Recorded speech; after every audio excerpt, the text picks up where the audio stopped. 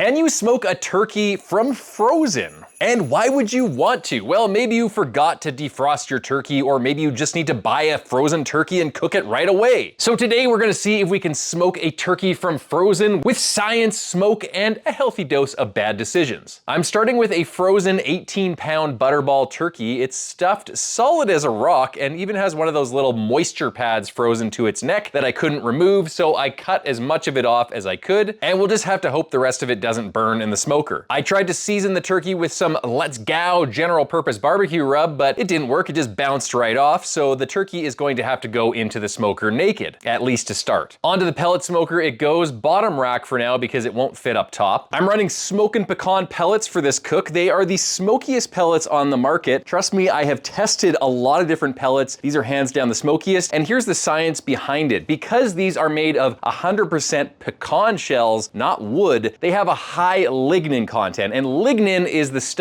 that is in wood that creates a lot of the smoky flavor that we taste on our barbecue. Wood has other stuff like hemicellulose and cellulose and minerals. This stuff is very high in lignin, much higher than wood, and that is why it is so smoky, and that is why it always will outcompete normal wood pellets. These guys are running a contest, by the way. You can win a free supply of smoking pecan pellets for an entire year, so make sure you go to the description section below and you sign up for that contest. After filling up the hopper with smoking pecan pellets, I'm setting the temp to 225 degrees Fahrenheit and letting barbecue Jesus take the wheel. You can drive, right? I'm also trying a different method in this video because science, and this involves rapid defrosting. For the second turkey, I'm trying to jumpstart it with a sous vide bath at around 135 to 138 degrees Fahrenheit for 2 hours. Why 135? Well, pathogens, in this case we are particularly worried about salmonella on turkey, starts to die at around 130 degrees Fahrenheit. Technically a little bit lower, but in the sous vide world we say 130, 131 for safety reasons. Now we give it an extra 5 to 8 degrees to counteract the effect of the frozen turkey cooling off the surface temperature of the skin, and the net result is that when we set the sous vide bath to 135 to 138, maybe 140, we get a surface temperature above 130, which effectively pasteurizes the turkey while we're defrosting it. Now it does cook the turkey a little bit, but that is the price we have to pay for quickly defrosting a turkey with a sous vide machine and doing it safely. 1 hour in, the frozen turkey on the smoker is finally loosening up a little bit, so I'm pulling the legs apart, pulling the wings apart, and digging out as much of the unfrozen stuffing as I can to increase surface area and accelerate the speed at which it cooks. 2 hours in, the turkey is partially defrosted enough that I can spatchcock it, so I'm flipping it over on some foil, cutting out the spine and flattening it out. This is really key. We need to spatchcock it so there's more surface area exposed and it cooks faster and more evenly. If we try to cook it the whole way without spatchcocking it, it's just gonna nuke the exterior while the interior is gonna remain not food safe and not get up to temperature, so you need to spatchcock it. Meanwhile, also 2 hours in, the sous vide turkey is defrosted enough that we can spatchcock it as well, so I rip out the spine Mortal Kombat style. Fatality. Season it up with Smoke Trails Barbecue Let's Go general purpose barbecue rub, available on Amazon. Put it on the smoker with the other one on the top rack. Don't put it on the bottom rack, it'll burn. I'm also bumping the temperatures up to 350 to help things cook faster. Around 5 hours into 5.5 hours, the breasts are probing around 155 degrees internal, and the dark meat is above 175 degrees internal, done and ready to slice. If you are new to cooking turkey, don't take the breast above 165. You're gonna dry the F out of it. Take it to 155. Now for the fun part, let's slice into it. Both turkeys were juicy, they were tender, and you would never guess that they were frozen solid this very morning 5 hours ago. Look at how juicy this breast meat is. The skin's crispy, the smoke flavor's there, and no one died, which is always a bonus. So can you smoke a turkey from frozen? The answer is yes, you can. Just put the frozen turkey on the smoker at 225, smoke it for about an hour until you can force the legs and the wings apart to increase surface area. 2 hours later, spatchcock it, remove anything inside of the cavity, season it, put it on the top rack, bump it up to 350, continue cooking until the breast meat reaches 155. This was so easy, it makes me wonder, why are we putting our turkeys in the fridge to defrost like 5 days ahead of Thanksgiving? This is a really easy way of cooking a turkey and you don't have to deal with defrosting at all. The one thing I would say is that if you're not handy with a knife and you're not comfortable